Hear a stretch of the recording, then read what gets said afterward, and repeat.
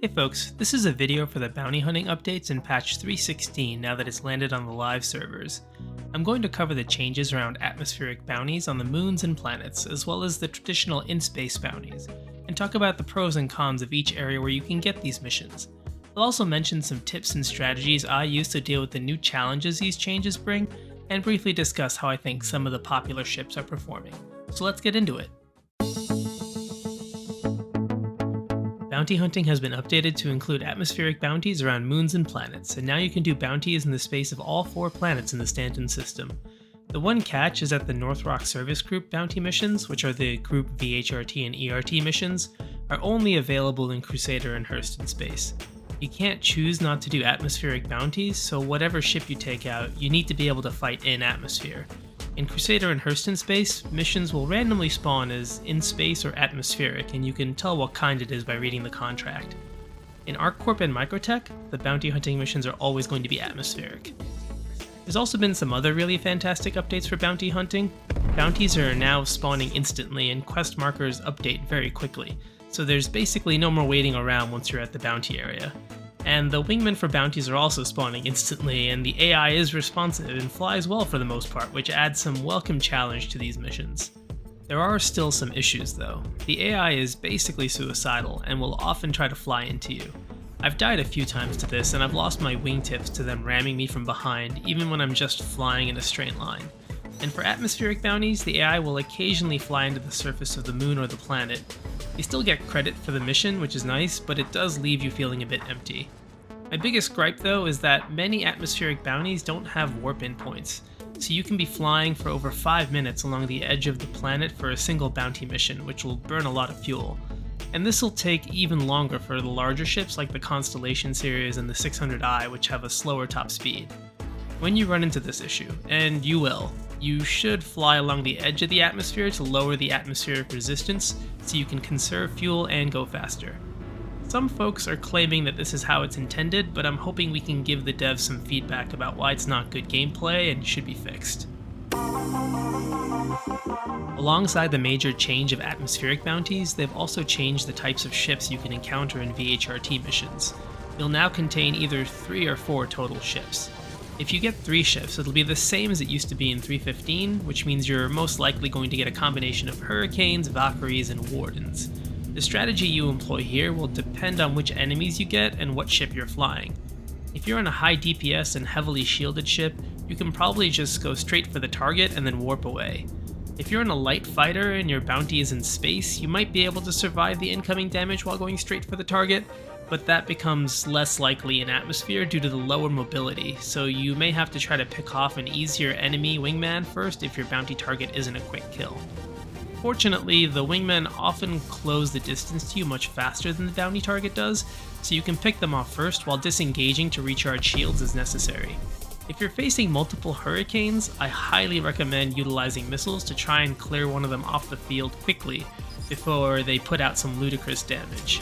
4 size 2 missiles can one-shot a Hurricane, and I've had pretty good hit rate in atmosphere as long as I fire missiles from 5k away. If you get 4 ships, we get a completely new enemy configuration compared to 3.15, and things can get a bit spicier because now the enemies include some lighter escorts.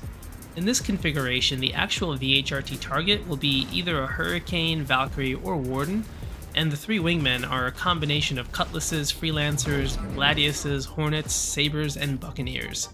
If you're in a heavier ship, these ships are less threatening because they have lower health and damage than typical VHRT targets, so you still just want to focus on the bounty target and then get out of there.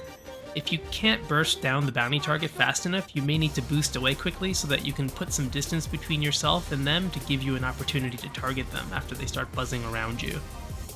If you're in a lighter ship, you probably don't have the DPS to burst down the target and get out of there unscathed, so you'll need to watch the incoming damage and maybe pick off some wingmen. The light fighters are agile enough to stick with you, and it can take a while to kill the Cutties and Freelancers, so I recommend controlling your distance to the enemies as best you can, and don't forget to disengage when your shields are getting low. The best thing I can recommend here is to not fly straight into them all. Try to fly around the outside of them while keeping your distance from as many of them as possible while picking off an easier target like a light fighter, or one that's separated from the group. I've been having decent success surviving while flying decoupled in atmosphere since you don't lose altitude too quickly, so that's what I'd suggest if you're struggling to stay alive. Here are my thoughts on how dangerous each of the enemies that you'll encounter are. Hurricane is the most dangerous because it's small, it moves around a lot, it's got a ton of health, and most importantly, its turret does more damage than an LTI ship's sail. The Valkyrie can also put out a lot of damage, and it's also quite tanky, but it's a bigger target and easier to take out. The Warden is the least threatening and easiest to kill of the primary VHRT targets, but it does do more damage than it did in 315, so it's not quite the free kill it used to be.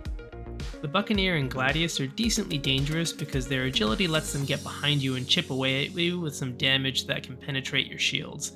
The Saber and the Hornet are also smaller targets that could do some damage, but they're pretty slow and easier to kill. If I'm looking to take some DPS off the field quickly, I'm usually looking at one of these 4 smaller ships for a quick kill. I found the Freelancer and Cutlasses to be the least dangerous because it never feels like they connect with their damage, but they are somewhat annoying to kill because they're pretty tanky. I've just gotten into the habit of leaving them alone since they don't pose much threat and it takes a while to kill them.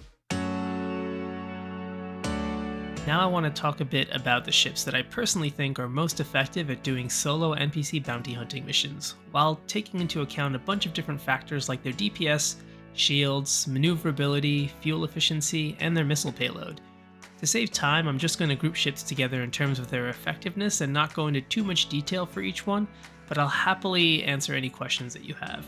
I haven't flown every single one of these ships in Atmospheric Bounties yet, so for some ships, I'm doing some extrapolation based on my previous experience flying all of them in Bounties. The top tier ships are ships that can navigate outnumbered combat well, can comfortably handle incoming damage to focus on the primary target, and can effectively apply their damage to that target. The Vanguards are a no-brainer here. They easily have enough damage, survivability, mobility, and even missiles to quickly and efficiently deal with all situations. I struggled with deciding where to put the Constellations in the 600i. They have incredible DPS, shields, and a good missile payload, but questionable atmospheric maneuvering and speed. I found that with a Constellation though, I'm still able to really quickly take out bounties in space and on moons, and you have a really good missile payload to help you deal with hurricanes, which are the only tricky target.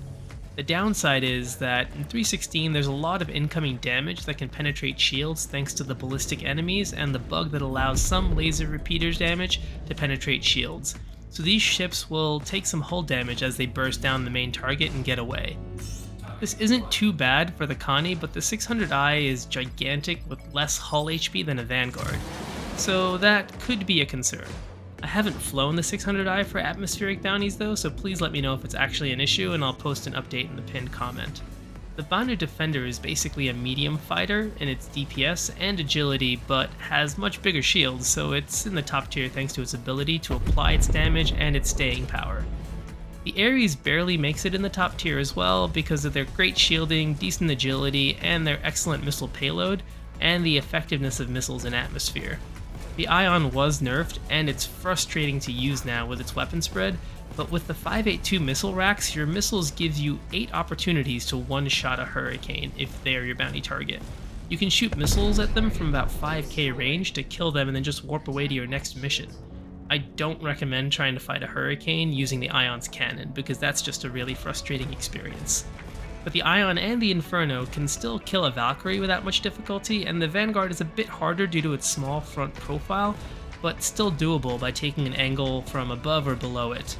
I thought the fuel consumption of the Ares in atmosphere would have been an issue, but if you stick to Crusader space, you'll never be on a planet, so you can fly decoupled on moons to conserve fuel.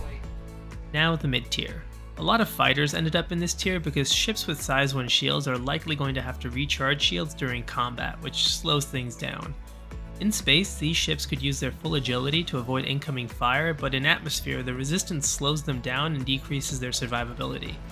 That said, these fighters are some of the most fun to pilot in Bounties now because of how engaging the combat is and how well they fly in atmosphere. The Arrow is a bit lower on this list thanks to its single size 1 shield giving you less of a margin for error. And for some reason I did well with the Mustang Alpha but kept struggling with the Aurora even though they're similar on paper, which is why the Aurora is near the bottom. Now, the ships in the low tier are still capable of doing these bounties, but they have bigger weaknesses to overcome in terms of either their maneuverability, DPS, or survivability.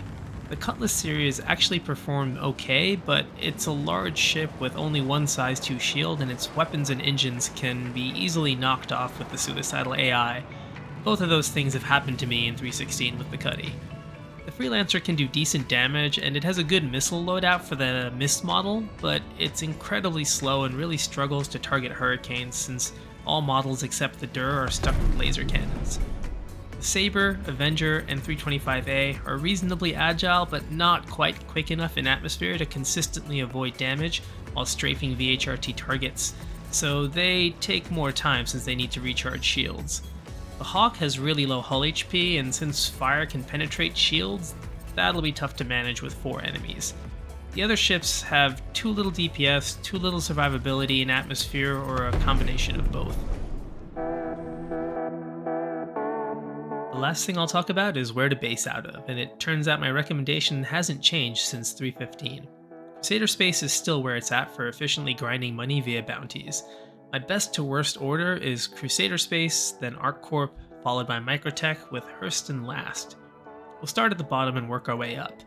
For Hurston space, the debris fields in space are really dense, so it's really difficult to maneuver freely against multiple challenging enemies, and suiciding on debris will not be uncommon. Also, the atmospheric bounties will be split across many locations, including the planet of Hurston itself, which is very large, and so you'll have to fly for very long distances often. Slow boating up to 600 kilometers is not uncommon. Not recommending microTech makes me sad, because I love the planet of microTech, but it's a large planet with a high atmosphere, which means you'll burn a lot of fuel getting in and out of it whenever you have bounties that spawn away from quantum travel markers, which happens a lot. On the moons, the atmospheric ceiling is much lower, so you can quickly get up to speed when you're spawning far from a bounty, and conserve a bunch of fuel in the process. And this might just be my bad luck, but it seems like the moons around microTech are dark a lot more often than the moons around other planets, which makes combat much more disorienting and puts you at a greater risk of crashing into the ground. Now, ArcCorp space is an option since you won't get any bounties on the planet of ArcCorp itself, which will save you a bunch of fuel. The only bounties are on the moons here, so you won't have any surprise collisions with asteroids or space debris. This is useful because unless you're in a really well-shielded ship like a Connie or a 600i, you're going to have to do a bunch of maneuvering. And with 3 to 4 enemies to fight, there's a lot of things to keep track of between all your enemies' locations, how close any objects are that you may crash into, your shields, and the actual combat between you and your target where you're trying to position yourself to land shots on them. The main downsides are that you won't get the group bounty contracts here, and that the bounties on moons are subject to the issue where you can't quantum to them and you have to slow fly there. So that leaves us with my recommendation for maximum efficiency, Crusader space. You'll get a mix of atmospheric and space bounties, which can be nice because in-space bounties will always have QT markers, and the asteroids in Crusader space are easier to avoid than the debris in Hurston space. Bounties won't spawn on the planet of Crusader, so between atmospheric bounties only being on moons, and in-space bounties always having QT markers, this is the most fuel-efficient space for bounties. And it feels like I've had the fewest number of dark side missions in this space, and I've done a lot of bounties here in 316. You also get the group bounty missions here, which is another big plus if you have a ship that's capable of taking out hammerheads for the lucrative group ERT missions. I recommend basing out of Grimhex because it has a really fast respawn if you die, and only 2 very quick elevators between your initial spawn and your ship. You'll also spawn in protected hangars rather than on open pads like every other space station, which helps prevent griefing. That said, this is just for efficiency. I still spend a bunch of time doing bounties at microTech because it's just so darn beautiful. And if they ever get bounties on the planet of ArcCorp itself, I'll definitely go there because that would be awesome. That's all for my 316 bounty hunting update. Thanks for watching, folks. I hope you've liked this video. Cheers.